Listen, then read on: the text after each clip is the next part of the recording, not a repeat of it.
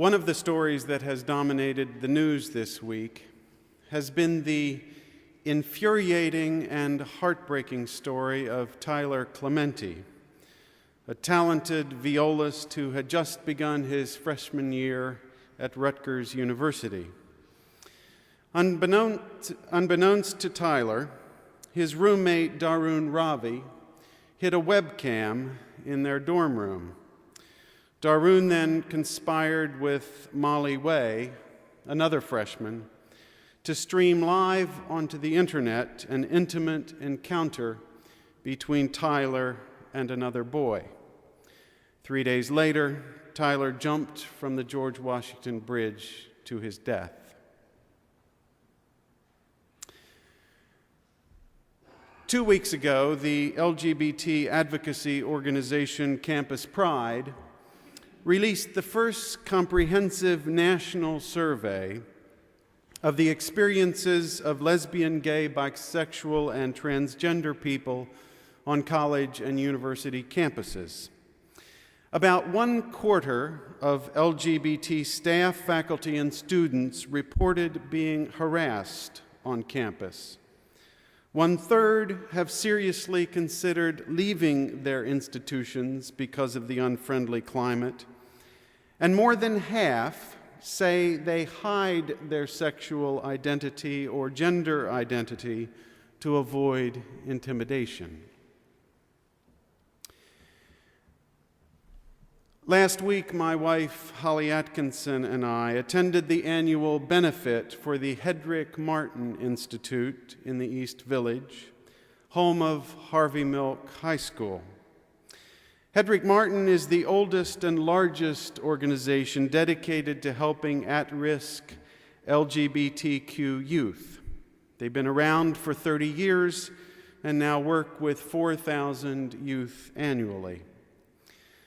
The stories of the young people at Hedrick Martin are poignant and powerful. When Tanaja came out at 16, she was living in Staten Island and had no one to turn to.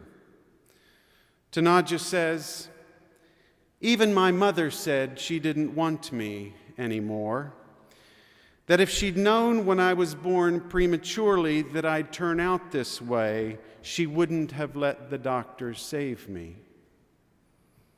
Tanaja adds, "Those are words you don't ever get over.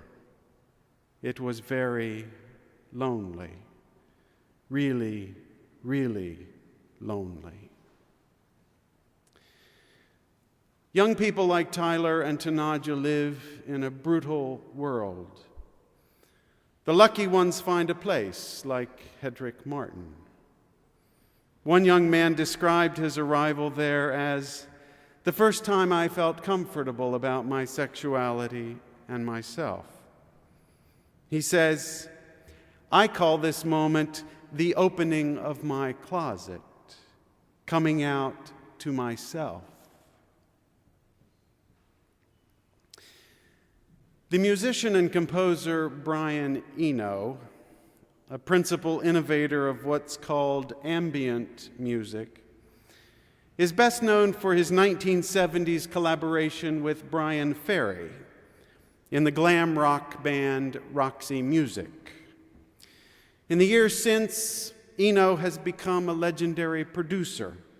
3 albums for David Byrne and the Talking Heads, 7 albums for U2, including Joshua Tree, and the 2 most recent albums for Coldplay.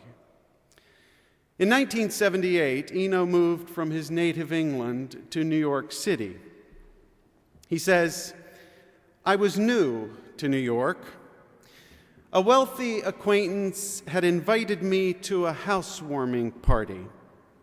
And as my cab driver wound his way down increasingly potholed and dingy streets, I began wondering if he had got the address right. Finally, he stopped at the door of a gloomy, unwelcoming industrial building. 2 winos were crumpled on the steps, oblivious. There was no other sign of life on the whole street. "I think you may have made a mistake," Eno ventured to the cab driver. But he hadn't. When Eno rang the bell, his friend's voice called out, "Top floor." Knowing her sense of humor, Eno said to himself, "Oh, this is going to be some kind of joke." He prepared himself to laugh. The elevator creaked and clanked its way slowly upward. Eno stepped out of the elevator into what he describes as a multi-million-dollar palace. He says, "The contrast with the rest of the building and the street outside couldn't have been starker. I just didn't understand.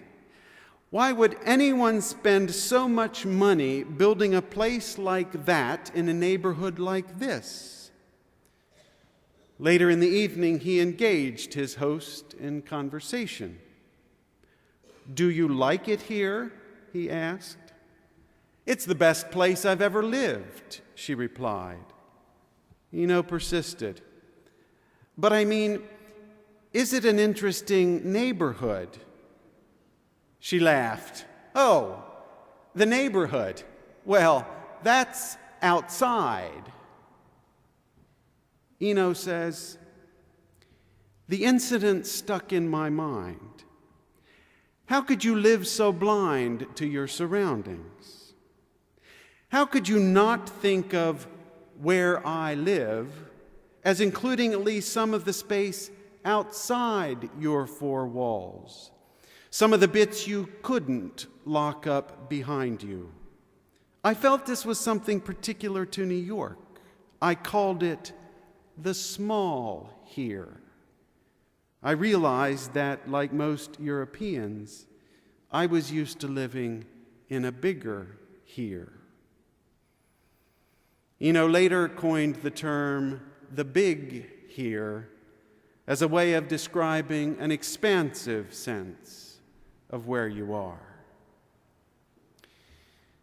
In preparation for All Souls at sundown tonight, I've been rereading the poetry of Walt Whitman, whom the legendary critic Alan Bloom rightly describes, along with Emily Dickinson, as one of the two great American poet originals. Whitman's poem titled Song of Myself is the defining American epic poem. In terms of Brian Eno's insight, Song of Myself can also be described as the defining poem of the big here. Song of Myself opens with these lines: "I celebrate myself and sing myself, and what I assume you shall assume, for every atom belonging to me as good belongs to you." Song of Myself is a poem of 1,346 lines. And Whitman refers to himself by name only once, in the 497th line. Since this is a poem about him, and his name appears only once, we should pay particular attention to whatever appears next to his name. Here's the line: Walt Whitman, a cosmos of Manhattan, the sun. Cosmos is the opposite of chaos. A cosmos, according to the dictionary, is an orderly, harmonious, self-inclusive system. The term cosmos is often used to refer to the entire universe as an orderly, harmonious whole. This reference to himself as a cosmos explains Whitman's statement that every atom belonging to me as good belongs to you. Whitman's central insight is that the self exists in a system where everyone is who and where they are by virtue of their relationships to everyone and everything else. Whitman writes, "I know I am solid and sound. To me, the converging objects of the universe perpetually flow. And these tend inward to me, and I tend outward to them. And such as it is to be of these, more or less I am.